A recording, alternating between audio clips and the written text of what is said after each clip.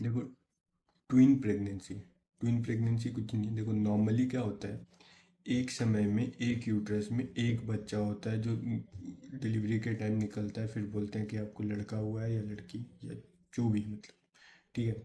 Twin pregnancy का मतलब है एक समय में एक यूट्रस में दो बच्चा है। ऐसा कभी कभी देखा है कि तीन चार भी होता है, ठीक है। तो क्या हो गया, प्रीडिस्पोजिंग फैक्टर, मतलब ट्विन प्रेगनेंसी किसको होता है, क्या कब कब। तो एक हेलिन्स लॉ है, क्या है, हेलिन्स लॉ इंसिडेंस के बारे में बताता है। हर 80 बच्चा में एक हर 80 प्रेगनेंसी में एक प्रेगनेंसी ट्विन होता है। तो बोलेगा कि अच्छा ट्रिपलेट के बारे में बताइए, तो बोला कि जो 80 है उसका पावर करते जाइए आप नीचे। ट्रिपलेट का क्या है, 80 का स्क्वायर। क्वाड्रप्लेट का क्या है, 1/80 का क्यूब।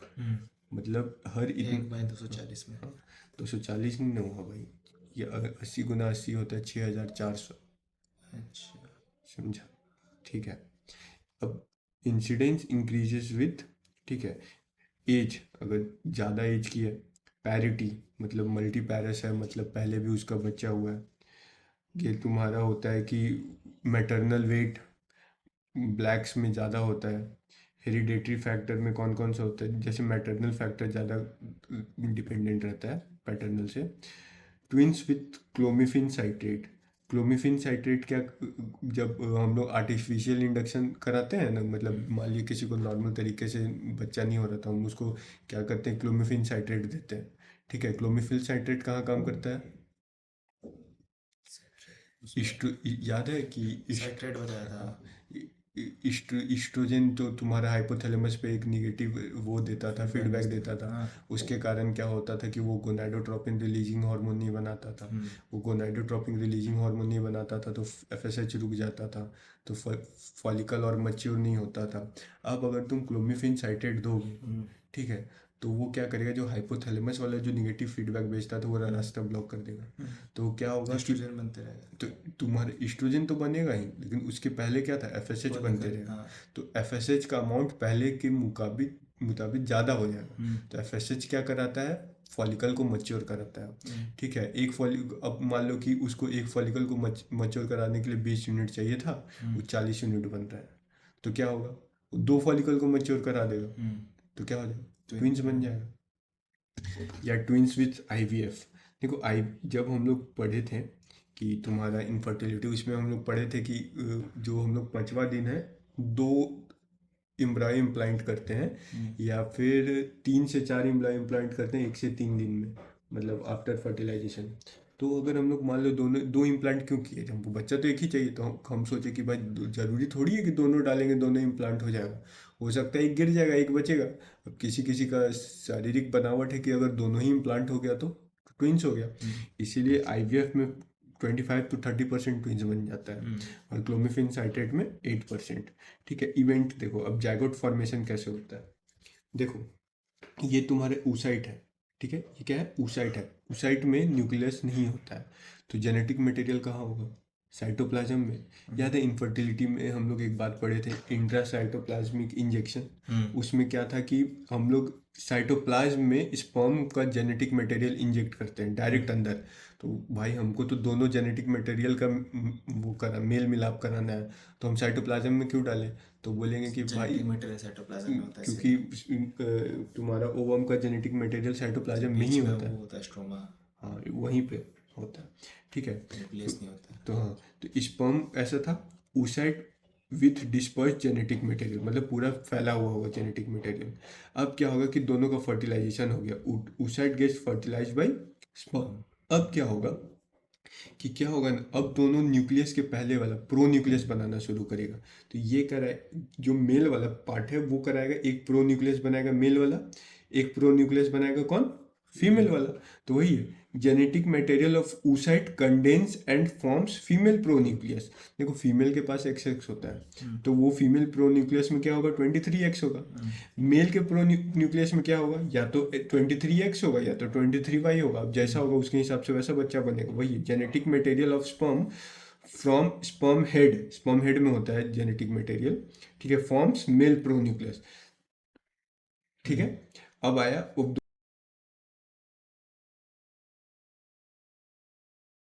पहले 2 सेल स्टेज बनेगा, 4 सेल स्टेज बनेगा, मतलब नहीं होता, दोगुना होते जाएगा, ठीक है। फिर 16 से स्टेज बनेगा, जिस 16 सेल स्टेज को हम लोग बोलते हैं मोरूला, क्या बोलते हैं, वो बनता है डे 3 डे 4 में। उसके बाद डे 5 में होता है ब्लास्टोसिस्ट। हाँ, ब्लास्टोसिस्ट के बारे में इम्पोर्टेंट क्या है, ब्लास्टोसिस्ट का स्ट्रक्चर कुछ ऐसा होता है, ये जो साइड में है इसको बोलते हैं ट्रोफोएक्टोडर्म, क्या बोलते हैं, ये बनाता है तुम्हारा प्लेसेंटा। और ये जो है तुम्हारे बीच में इसको बोलते हैं इनर सेल मास, ये बनाता है तुम्हारा फीटस। तो फीटस बन गया। अब क्या होगा, ये ब्रेक होगा और इम्प्लांट कर जाएगा जाके एंडोमेट्रियम में। यहाँ पे कोई दिक्कत, कोई परेशानी, पक्का आगे बढ़े, कोई दिक्कत है तो बोल, ठीक है। अब आया कॉम्प्लिकेशन, क्या क्या होता है। तो ट्विंस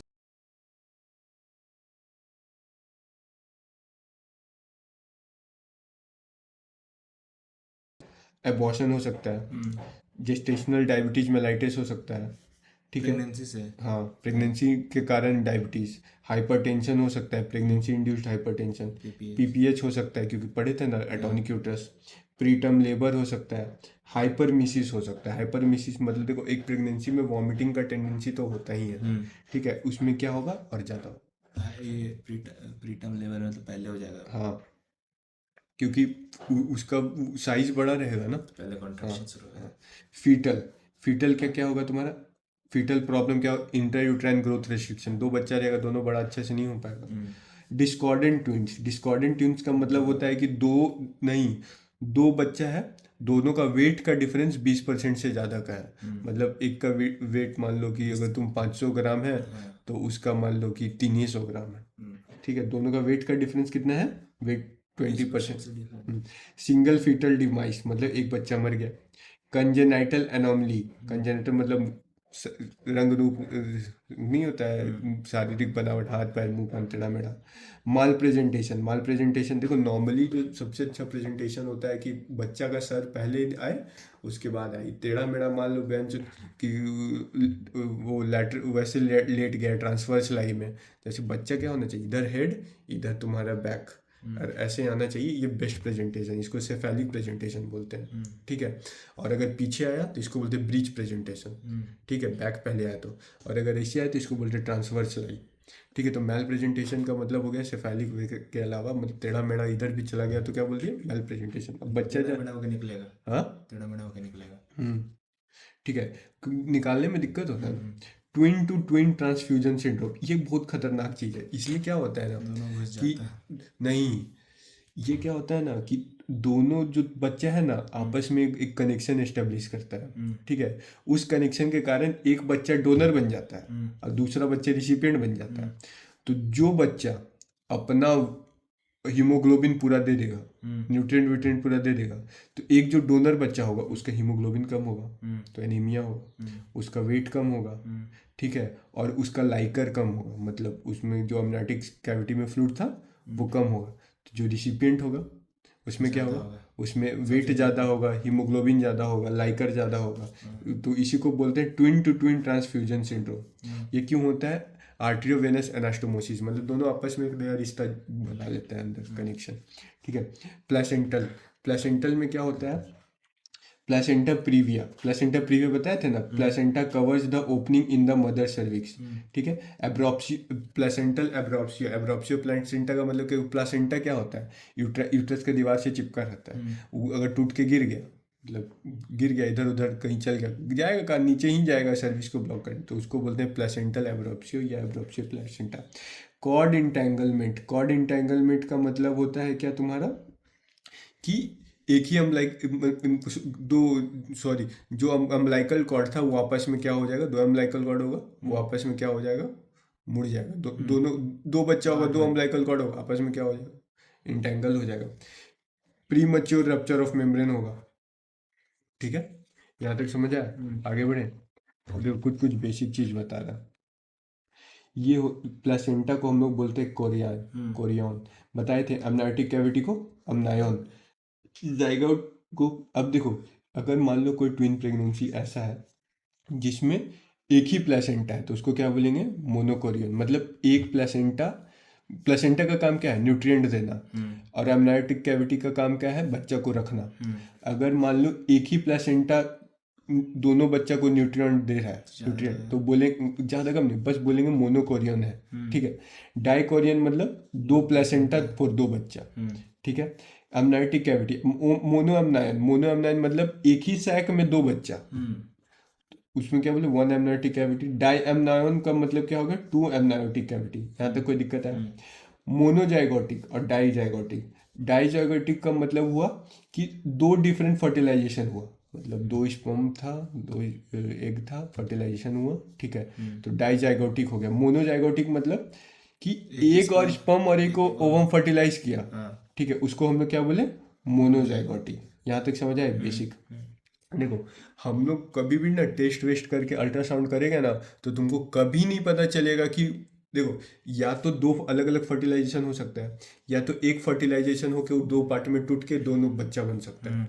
ठीक है। दो अलग अलग फर्टिलाइजेशन होता है, उसको हम लोग बोलते हैं कि डाइजाइगोटिक। ठीक है। एक फर्टिलाइजेशन हुआ और टूटा तो उसको बोलते हैं मोनोजाइगोटिक ट्विंस। तो देखो, डाइजाइगोटिक जो है, हम लोग कभी भी और कोई भी टेस्ट करके नहीं पता लगा सकते हैं कि ये मोनोजाइगोटिक था या डाइजाइगोटिक था। ठीक है। अल्ट्रासाउंड करके कुछ नहीं, हमको ज़्यादा से ज़्यादा अल्ट्रासाउंड में दिखेगा कि भाई एक प्लेसेंटा है, कि एक एमनायोटिक कैविटी है, कि दो प्लेसेंटा है, कि दो एमनायोटिक कैविटी है। होने के बाद पता चलेगा। हाँ, हमको बस पता चलेगा दो बच्चा बन गया है। अब एक से बना है कि दो से बना, हम अभी नहीं पता चलेगा। वो हमको बच्चा जब तक पैदा नहीं होगा कुछ नहीं पता चलेगा। ठीक है। तो अब यही है, zygosity can not be ascertained from ultrasound. We can only ascertain amniotic cavity एक है या दो, या प्लेसेंटा एक है या दो, ये पता चलेगा। तो यहाँ तक कोई दिक्कत नहीं। आगे बढ़े। तो वेराइटीज क्या क्या होता है? डाइजाइगोटिक मतलब नॉन आइडेंटिकल फ्रैटर्नल। देखो, डाइजाइगोटिक का मतलब क्या हुआ ना, कि दो स्पर्म है और क्या है? दो ओवम। ठीक है। दो अलग स्पर्म है, दो अलग ओवम है, तो दोनों का चेहरा तो सेम नहीं होगा। चेहरा कब सेम होगा? जब एक बना, वो टूट गया, टूट के सेम तो दोनों का जेनेटिक मटेरियल सेम होगा अंदर का ना, तब वो क्या होगा? मोनोजाइगोटिक हुआ। तो उसमें क्या होगा? उसको बोलते हैं आइडेंटिकल ट्विन। ऐसे दो अलग अलग फर्टिलाइजेशन हुआ तो एक ही तरीके, एक वही समझो कि दो अलग औरत में होने के अलावा एक ही औरत में हो गया दोनों फर्टिलाइजेशन। ठीक है। यही है, 2 eggs get fertilized by 2 sperm, जो दोनों का सेपरेट प्लेसेंटा होता है इसमें, और सेपरेट एमनायोटिक कैविटी। एक होता है सुपर फिकंडेशन। मतलब सुपर फिकंडेशन का मतलब क्या होता है ना, कि एक साइकिल में एक ओवम आना था, अगर एक साइकिल में दो ओवम आ गया और दो स्पर्म आ गया, मतलब मेल का। ठीक है। तो उसको बोलते हैं हम लोग सुपर फिकंडेशन। एक बोलते हैं सुपर फिटेशन। सुपर फिटेशन का मतलब एक एक देखो, पिछला ओवम जो रिलीज हुआ था उसको तो डीजेनरेट करना चाहिए था, लेकिन क्या था, पिछला ओवम भी किसी कारणवश रह गया और नया ओवम भी आया, दो अलग अलग साइकिल का ओवम आया और दो स्पर्म आया, दोनों को फर्टिलाइज कर दिया, तो उसको क्या बोलते हैं? सुपर फिटेशन। यहाँ तक समझ आया? आगे बढ़े, कुछ भी कंफ्यूजन? इस पे जो लिखा था। सुपर फिकंडेशन मतलब एक ही साइकिल में दो ओवम आया, अच्छा, ठीक। और इसमें क्या था? दो अलग अलग साइकिल में दो ओवम आए। इसमें था दो एग फर्टिलाइज बाय 2 स्पर्म्स। यहाँ तक आया? मोनोजाइगोटिक या आइडेंटिकल ट्विंस, इसका मतलब है formation of 2 fetus from splitting from 1 embryo. मतलब एक स्पर्म प्लस एक ओवम था। ठीक है। वो एम्ब्रायो बना, अब ये क्या हो गया? टूट गया, E1 और दो में। यहाँ तक आगे बढ़े। इसका टाइप्स अब क्या क्या होता है? डाइकोरियोनिक, डायमनायोटिक। डाइकोरियोनिक का मतलब क्या हुआ? दोनों अलग अलग हो गया। कोरियन का मतलब? कोरियन का मतलब प्लेसेंटा। मतलब दो प्लेसेंटा और दो एमनायोटिक कैविटी, तो 2 प्लेसेंटा प्लस 2 एमनायोटिक कैविटी। ये कैसे बनता है? मोरूला जो रहता है तुम्हारा, ठीक है, मोरूला क्लीवेज होने के बाद बनता है डाई डाई। मोरूला अगर डे 1 या डे 3 में क्लीवेज होगा तो क्या बोलेंगे उसको हम लोग? डायमनायोटिक डाइकोरियोनिक। मोनोकोरियोनिक डायमनायोटिक मतलब एक प्लेसेंटा और दो एमनायोटिक कैविटी। कैसे होगा? अगर ब्लास्टोसिस्ट क्लीवेज होगा डे 4 या डे 8 में तो उसको बोलेंगे मोनोकोरियोनिक डायमनायोटिक। मोदी लिख दो, मैं सारी में लिख दिया। ठीक है। मोनोकोरियोनिक मोनो एमनायोटिक मतलब कि एक प्लेसेंटा और एक एमनायोटिक कैविटी। नहीं समझ में आ रहा? फिर आ रहा है। हाँ, तो उसमें क्या होगा? जो ब्लास्टोसिस्ट है वो क्लीवेज करेगा डे 9 और डे 13 में, तो मोमो बनेगा। यहाँ तक मतलब पूरा सेम हो जाएगा दोनों। मतलब जितना पहले क्लीवेज होगा, हाँ। जितना पहले क्लीवेज होगा उतना ज़्यादा तुम्हारा प्लस, उतना मतलब अच्छा रहेगा तुम्हारे लिए, क्योंकि उतना एक्स्ट्रा प्लेसेंटा और एमनाइटिक कैविटी बनेगा। जितना बाद में क्लीवेज होगा तब तक तो प्लेसेंटा प्लेसेंटा का यही बात होगा कि अब तो बन चुका है भाई, उसी सारा के काम अंदर हो रहना चुका होगा। है। तो उसके कारण क्या होगा कि एक एक ही बन जाएगा। एक होता है कंजॉइंट, कंजॉइंट या साइमीज। कंजॉइंट साइमीज, दो बच्चे जुड़ा हुआ देखे हो, उसी को बोलते हैं। जो एम्ब्रायो डिस्क है, अगर 13 दिन के बाद भी होगा ना तो दोनों बच्चा अब जुड़ जाएगा। धीरे धीरे क्या था, दो एमनाइटिक कैविटी दो प्लेसेंटा अलग था।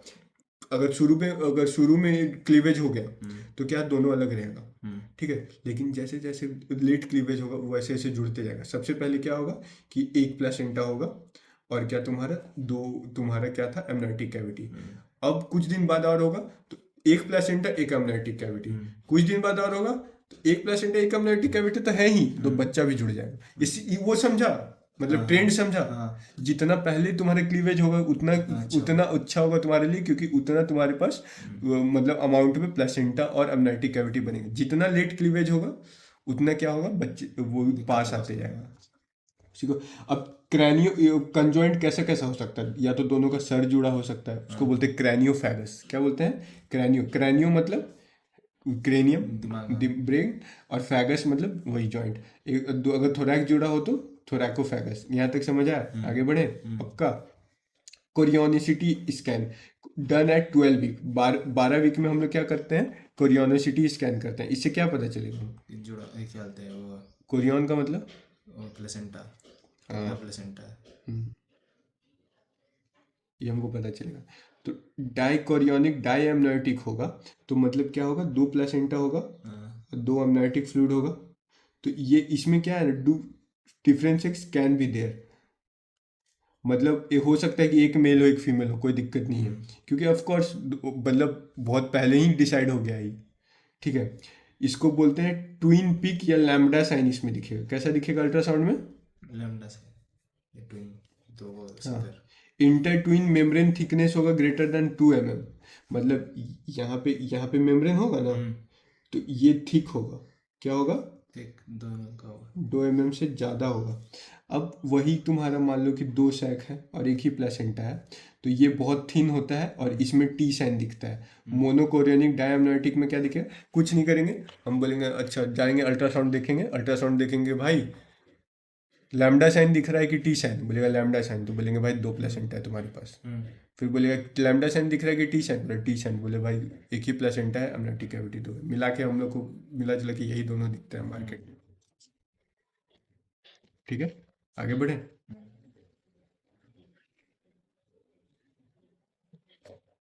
चलो अब आया डायग्नोसिस। डायग्नोसिस कैसे करेंगे, क्लिनिकल डायग्नोसिस और फिजियोलॉजिकल चेंजेस हम लोग देखते हैं ट्विन प्रेगनेंसी पे कि क्या होता है। देखो यूट्राइन हाइट और पीरियड ऑफ जेस्टेशन। देखो होता क्या है कि यूट्रस तुम्हारे पेल्विस एरिया में होता है। जैसे जैसे तुम्हारा प्रेगनेंसी का जेस्टेशन पीरियड बढ़ता है ना, वैसे वैसे यूट्रस का हाइट क्या होता है, ऊपर जाता है। यूट्रस का हाइट ऊपर जाता है, मतलब मतलब अम्बलाइकस के ऊपर जाके पूरा मतलब एब्डोमेन में चला जाता है, ठीक है। और उसके बाद जैसे जैसे फिर प्रेगनेंसी फॉरवर्ड करता है, धीरे धीरे क्या होता है, नीचे आने, जब डिलीवरी के टाइम नीचे आता है, मतलब पहले नीचे से क्या हुआ ऊपर गया, फिर ऊपर से नीचे आता है। तो हर महीना का ना एक वो है कि यूट्रस कितना हाइट पे होगा, हर महीना पे एक चार्ट बना हुआ है। तो हम लोग पता करेंगे कि एक बात बताइए कि हमको पता है आपका 7वां महीना है, तो आपका हाइट जो है यूट्रस का वो 7वां महीने से कोरिस्पॉन्ड करना चाहिए था। अगर आपका हाइट 9वां महीना में या फिर मतलब कोई एक चेंज हो गया, इसका मतलब कुछ प्रॉब्लम तो है। तो वही बात है कि हम लोग क्या करेंगे, यूट्राइन हाइट को देखेंगे, अगर पीरियड ऑफ जेस्टेशन से ज़्यादा है तो इसका मतलब क्या है, अंदर में माल ज़्यादा है। अंदर में माल ज़्यादा तो क्या ही बच्चा ही ना होगा, और क्या होगा यूट्रस के अंदर, और क्या होगा। तो हम लोग यूट्राइन हाइट कैसे कैलकुलेट करें, distance between pubic bone and top of uterus, ठीक है। प्यूबिक बोन और टॉप ऑफ यूट्रस के बीच का जो हाइट देख लेते हैं। नली पैरस वुमेन में नॉर्मल होता है 6 से 8.5 सेंटीमीटर का। मल्टी पैरस में होता है तुम्हारा 8 से 10.5 सेंटीमीटर का नॉर्मल हाइट होता है। अब उसके बाद हम लोग लेपर्ड मूव एक होता है लियोपोल्ड मैन्यूवर। उसमें क्या होगा, हमको 2 फीटल हेड दिखेगा, मल्टीपल फीटल पार्ट दिखेगा, 4 पैर दिखेगा, 3 पैर दिखेगा, 2 सर दिखेगा। तुम लोग बोलेंगे भाई ज़्यादा होगा तभी ना, या फिर अल्ट्रासाउंड कर सकते हैं। फिजियोलॉजिकल चेंजेस, देखो क्या होता है ना, प्रेगनेंसी में क्या होता है कि ह्यूमन कोरियोनिक गोनाडोट्रोपिन एक हार्मोन होता है, वो रिलीज होता है, जो हम लोग जो प्रेगनेंसी किट आता है ना उसमें यही एचसीजी चेक करते हैं। ठीक है, अगर इसका अमाउंट प्रेगनेंसी में बढ़ता है, और यही कारण है वॉमिटिंग का, प्रेगनेंसी में वॉमिटिंग कराते का कारण कौन है, एचसीजी है। अब मान लो किसी को ट्विन प्रेगनेंसी है तो उसमें एचसीजी और ज़्यादा ना बनेगा जी, दोनों बच्चे के कारण बनेगा, तो वॉमिटिंग और क्या होगा, बहुत ज़्यादा होगा। ज़्यादा होगा। ठीक है, fluid volume in the body बढ़ जाएगा, क्योंकि एमनाइटिक 2 एमनाइटिक कैविटी है तो फ्लूइड ज़्यादा हो जाएगा, तो पॉलीहाइड्रा एमनायोस हो जाएगा, तो कार्डियक आउटपुट बढ़ जाएगा। कार्डियक आउटपुट बढ़ जाएगा तो हार्ट पे ओवरलोड हो जाएगा, हार्ट पे ओवरलोड होगा तो कार्डियक फेलियर का चांस बढ़ जाएगा। देखो अनीमिया कैसे होगा, अनीमिया, हम बोले भाई एक बात बताओ कि तुम बहन जो बच्चा बना है, 2 प्लेसेंटा है, तो क्या दिक्कत है, 2 प्लेसेंटा है, न्यूट्रिएंट्स आ रहा है, आरबीसी बिटवीन प्रेगनेंसी में बढ़ गया है, फ्लूइड भी बढ़ गया, तो अनीमिया कैसे होगा। तो बोले देख भाई हमको 100 का जरूरत था, कि 100 आरबीसी मॉलिक्यूल चाहिए था, बढ़ा है हम, नो डाउट, नॉर्मल से 50 ही बढ़ा, लेकिन वो 50 का जो डिफरेंस है कि मतलब वो प्रोपोर्शनेट आरबीसी नहीं बढ़ा, इसीलिए अनीमिया हो जाता है ऐसे बच्चों को। ठीक है, लाइकर ज़्यादा हो जाएगा, पॉलीहाइड्रामोनस, तो वो क्या करेगा, यूरेटर को कॉम्प्रेक्स करेगा। अब तुम्हारा अमनाइटिक कैविटी है, उसके मतलब बाहर बाहर में जो तुम्हारा यूट्रस है जिसके अंदर अमनाइटिक कैविटी है, उसी के साइड में यूरेटर आता है। अब अंदर फ्लूइड अंदर तुम्हारा तो वो बड़ा हो जाएगा, पॉलीहाइड्रामोनस हो जाएगा, अमनाइटिक कैविटी बड़ा हो जाएगा, तो यूरेटर को ऐसे अंदर से पुश करेगा बाहर की तरफ, तो वो क्या, वो तुम सॉरी यूट्रस को पुश करेगा अंदर से बाहर की तरफ, तो यूट्रस के बाहर क्या है, यूरेटर है, जो जिसे यूरिन आता है उसको कंप्रेस करेगा, तो यूरिन में प्रॉब्लम होगा, ऑब्स्ट्रक्टिव यूरोपैथी। ये समझ आया, नहीं आया, आगे। फिर से बता, नहीं नहीं। पक्का। ठीक है, मैनेजमेंट ऑफ एंटीनेटल केयर, अब हम लोग एंटीनेटल केयर में क्या क्या करेंगे। ठीक है, एंटीनेटल केयर मतलब अभी डिलीवरी नहीं हुआ है, देखो नॉर्मल आदमी का डाइट होता है, जो औरत का डाइट होता है 20 से 25 किलो कैलोरी पर केजी पर डे। ठीक है, तो अगर किसी को एक बच्चा आपसे प्रेग्नेंट है तो हम लोग बोलते हैं कि आप बच्चा कम से कम 10 लेता है। ठीक है, तो 30 से 35 kilo calorie per day, kilo calorie पर केजी पर डे आपको खाना पड़ेगा, क्योंकि 10 कितना लेगा बच्चा लेगा, तो ट्विन को कितना बोलेंगे, 2 बच्चा है ना जी, तो आपको टोटल 20 लेना होगा, 20 आपको चाहिए, 20 बच्चा को चाहिए, तो 40 से 45। ठीक है, अब उसमें भी हम लोग डिवाइड करते हैं, जैसे सिंगल बच्चा है, कार्बोहाइड्रेट, फैट, प्रोटीन कितना परसेंट होना चाहिए, कार्बोहाइड्रेट 50%, 20%, 30%। लेकिन जब ट्विन होगा तो कार्बोहाइड्रेट कम करेंगे, फैट बढ़ाएंगे और प्रोटीन कम करेंगे, मतलब 40-40-20 रेशियो में देंगे। एक डाइट हो गया। अल्ट्रासाउंड करेंगे फॉर मोनोकोरियोनिक 2 वीकली, अगर मोनोकोरियोनिक है मतलब एक ही प्लेसेंटा है तो हर 2 वीक में अल्ट्रासाउंड करेंगे। फीटल सर्विलांस हम लोग बढ़ा देंगे, regular non stress test for both twins, हम लोग दोनों बच्चा का रेगुलर टेस्ट करते रहेंगे, डॉपलर करेंगे, और डॉपलर करेंगे ना तो जो छोटा बच्चा होगा उसके बेसिस पे हम लोग रिपोर्ट बनाएंगे कि हम लोग, डॉपलर का मतलब क्या हुआ कि ब्लड सप्लाई कैसा जा रहा है बच्चा को। ठीक है, तो जो छोटा बच्चा है हम लोग उसके हिसाब से, अगर मान लो बड़ा बच्चे को ठीक ठाक ब्लड मिल रहा है, छोटा बच्चे को नहीं मिल रहा, तो हम लोग क्या चाहेंगे, चाहे छोटा वाला माँ चुदा गांड, हमको लौड़ा मतलब है तुमसे, अच्छा बोलेंगे नहीं, मेरा डिसीजन किस पे बेस्ड होगा, जो छोटा वाला है उस पर। टाइमिंग ऑफ डिलीवरी, अगर डाइकोरियोनिक डायमनाइटिक है तो वो जैसा नॉर्मल होता है 37 to 48, मतलब 38 वीक में। अगर मोनोकोरियोनिक है तो 34 वीक में भी हम लोग डिलीवरी कर सकते हैं, मतलब एक ही प्लेसेंटा है तो, या तो 34 वीक में कर दो, या तो अगर 32 वीक में करना है तो तुमको स्टेरॉइड्स देना पड़ेगा। स्टेरॉइड्स क्यों देना होगा, स्टेरॉइड्स देना पड़ता है लंग्स का उसके लिए, मैच्योरिटी के लिए, धीरे बच्चा को है कि अंदर में तो उसको सांस लेने का जरूरत है नहीं, सांस तो उसको शरीर से बाहर निकलने के बाद माँ के नहीं लेना है। अगर लंग्स उसका इमेच्योर रहेगा तो सांस तो नहीं ले पाएगा, क्योंकि 32 वीक पे तो वो इमेच्योर है। तो हमको ऐसा करना है कि भाई ठीक है, तो ऐसा कुछ कर सकते हैं क्या कि तुम्हारा शरीर इमेच्योर रहे लेकिन तुम्हारा लंग्स मैच्योर हो जाए, क्योंकि तुमको सांस लेना है। तो क्या है उसके लिए दवाई है स्टेरॉइड्स। क्या देंगे, स्टेरॉइड्स देंगे तो उसका लंग्स मैच्योर हो जाएगा, बच्चा चलना हाथ पैर बादों में बड़ा हो, ठीक है कोई दिक्कत नहीं हमको, लेकिन तुम सांस तो लो। ठीक है, ये कब देंगे स्टेरॉइड, जब क्या बोलते हैं वो लंग्स डेवलप नहीं 32, हाँ लंग्स डेवलप नहीं करेगा तो 32 वीक पे तो लंग्स डेवलप करेगा ही ना। ठीक है।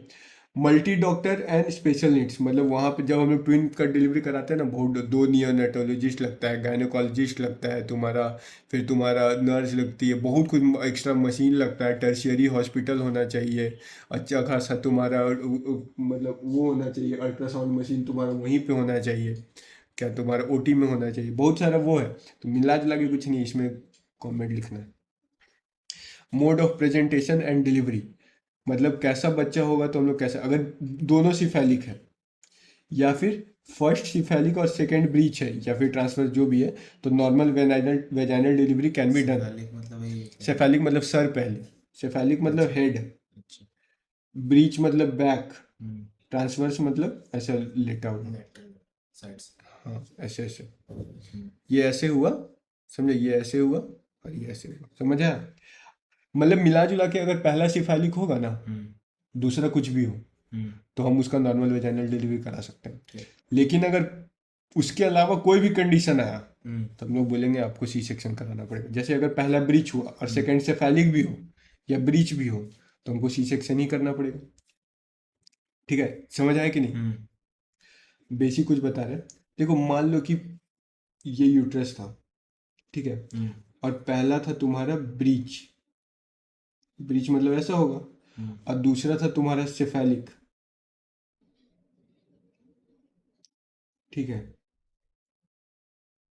तो इसमें क्या होता है ना, ये दोनों बच्चा आपस में इंटरलॉक हो जाता है। हम्म। पहला कैसा, ब्रीच, और दूसरा क्या है, सेफेलिक। Cephalic। तो ये लोग आपस में इंटरलॉक हो जाता है। हाँ। तो इस इंटरलॉक मिला जुला के कुछ इस फंस तरीके से होता है। गया। हाँ, फंस गया उसमें। देखो ऐसे होता है,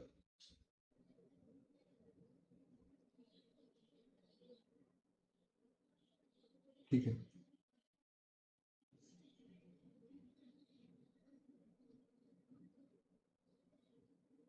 ऐसा, ठीक है, ऐसा होता है इंटरलॉकिंग। हम्म। ठीक है। तो इसके कारण क्या हो, ये दोनों आपस में इसको इंटरलॉकिंग होता है, तो ऑफ कोर्स पहला ब्रीच है तो हम लोग नो डाउट सी सेक्शन ही करेंगे। अगर कोड प्रोलैप्स कैसे करेंगे, अगर पहला सेफेलिक है और तो पहले सेफेलिक अगर रहेगा, चुपचाप डिलीवर कराएंगे। सेकेंड अगर ब्रीच है तो cord prolapse can happen, so deliver immediately. अब सेकेंड अगर ब्रीच है तो उसका कॉर्ड जो है, मतलब अम्बिलिकल कॉर्ड, वो प्रोलैप्स हो सकता है स्पॉन्टेनियसली, इसलिए हमको ऐसा नहीं कि अभी सेफेलिक वाला को करा दिया, बोले ब्रीच वाला को बाद में करवाएगा, लौड़ा नहीं है, तुरंत करना है आपको। मिला जुला के कुछ नहीं है, अगर सेफेलिक पहला है तो एनवीडी, अगर उसके अलावा कोई भी हम्म। तो सी सेक्शन, खत्म।